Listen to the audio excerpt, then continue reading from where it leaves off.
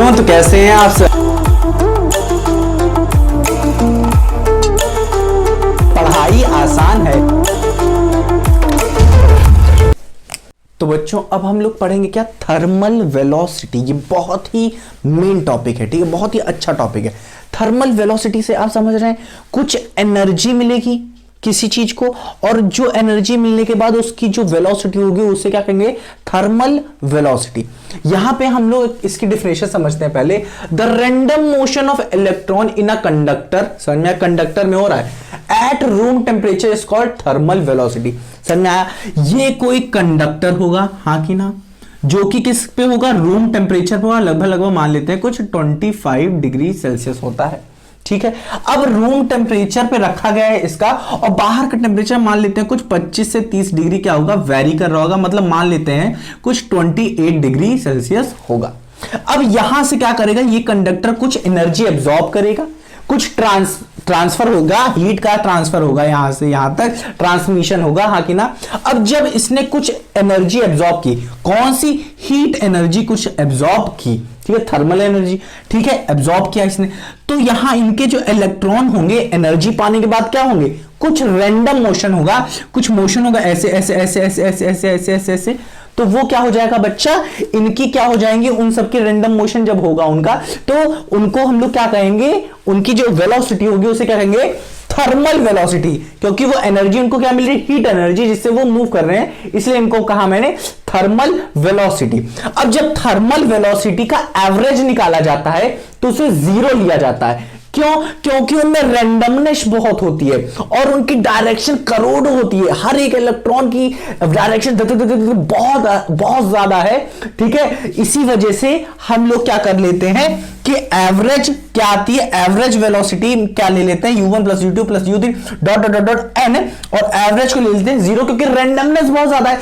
करोड़ों करोड़ों इलेक्ट्रॉन की क्या है, डिफरेंट डिफरेंट डायरेक्शंस है, ठीक है, समझ रहे। पर स्पीड जो होती है वो क्या की जाती है, उसे जीरो नहीं मानी जाती। देखिए यहां पे लिखा है at room temperature in a conductor average velocity of electron is zero but not average speed.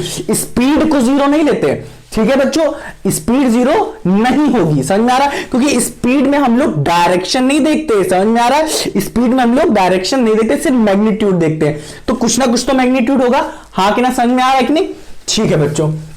अब यहां पे एक दूसरी डिफिनेशन लिखे, in the absence of electric field in a conductor और E net is zero, electron moves inside the conductor due to the transmission of thermal energy. इसको समझते हैं, हम लोगों ने पढ़ा हुआ है, पर मैं यहां पे बता दूं, बताने की जरूरत नहीं थी, बट बता देता हूं। यहां पे अगर मैं कोई कंडक्टर ले लूं, हाँ कि ना, अब इसमें कोई मैं इलेक्ट्रिक फील्ड लगा देता हूं, हाँ कि ना। अब जब भी इलेक्ट्रिक फील्ड लगाते हैं तो कंडक्टर के अंदर क्या होता है, electron moves opposite to the बताओ, opposite to the electric field. तो यहां पे हमारा क्या हो जाएगा, कुछ एक्यूमुलेशन ऑफ चार्ज हो जाएगा, जो कि क्या होगा, नेगेटिव, और इधर हो जाएगा कुछ पॉजिटिव। अब नेगेटिव पॉजिटिव के कुछ टर्मिनल्स बन गए, हाँ कि ना, हाँ कि ना, समझ आया। यहां पे एक्यूमुलेशन किसका हो गया, नेगेटिव, इधर हो गया पॉजिटिव, तो अंदर कुछ बनेगा इलेक्ट्रिक फील्ड, ई इंड्यूस बनेगी। अब जब कंडक्टर के अंदर ऐसी प्रॉपर्टी होती है बच्चों की, क्या हो जाता है कि यहां पे इलेक्ट्रिक फील्ड जो एक्सटर्नल लगी है वो इक्वल हो जाती है यहां पे इलेक्ट्रिक फील्ड इंड्यूस, मतलब इनसाइड जो होती है इलेक्ट्रिक फील्ड कंडक्टर के अंदर, उसके इक्वल हो जाती है। अब देखिए एक इलेक्ट्रिक फील्ड इधर जा रही है और एक इलेक्ट्रिक फील्ड इधर, तो डायरेक्शन क्या है, अपोजिट, तो नेगेटिव हो जाता है। और जब हम लोग इन दोनों को ऐड करते हैं तो ई नेट क्या आ जाता है बच्चा, हमारा जीरो हो जाता है, हाँ कि ना, क्योंकि जब हम लोग ई नेट निकालेंगे तो वो क्या आ जाएगा, ई एक्सटर्नल, ठीक है, इसको इधर ले लेंगे प्लस, हाँ कि ना, और दोनों क्या है, अपोजिट इन डायरेक्शन है, तो यहां पे नेगेटिव हो जाएगा, तो हमारा क्या जाएगा, ई नेट क्या आ जाएगा हमारा बच्चों, जीरो आ जाएगा, ये आ जाएगा इनसाइड। हाँ क्या समझ रहे हैं ना बात को, ठीक है। अब देखिए जब ई नेट इनसाइड जीरो आ रहा है, ई नेट जीरो आ रहा है, फ्लो ऑफ, इसका मतलब क्या हुआ कि जो करंट है वो जीरो है, चार्ज क्या है, वो फ्लो नहीं कर रहा है, क्योंकि फ्लो ऑफ चार्ज को हम लोग करंट कहते हैं। अब यहां पे करंट ही जीरो है, मतलब चार्ज नहीं फ्लो कर रहा है, इसका मतलब जब चार्ज फ्लो नहीं करेगा तो उसकी कोई वेलोसिटी ही नहीं होगी, हाँ कि ना, उसकी कोई स्पीड भी नहीं होगी, हाँ कि ना। पर यहां पे क्या हो रहा है, इसको हम लोगों ने यही चीज किया है, यहां पे इसको मैंने रूम टेम्परेचर पे लिया है, मतलब 25 डिग्री सेल्सियस, और बाहर का टेम्परेचर कुछ 28 के लगभग है, कुछ भी 28 27, और यहां से क्या हो रहा है, कुछ हीट एब्जॉर्ब कर रहा है, और वही कहानी हो जाएगी जो यहां पे हुई थी।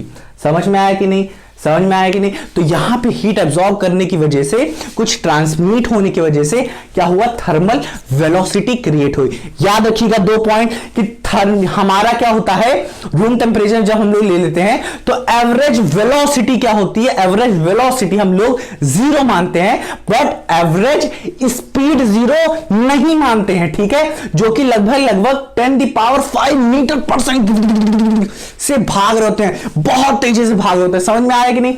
तो ये चीज आप लिख लीजिए, और ये सब क्या हो रहा है एट रूम टेम्परेचर, ठीक है। चलिए इसे लिखिए पहले।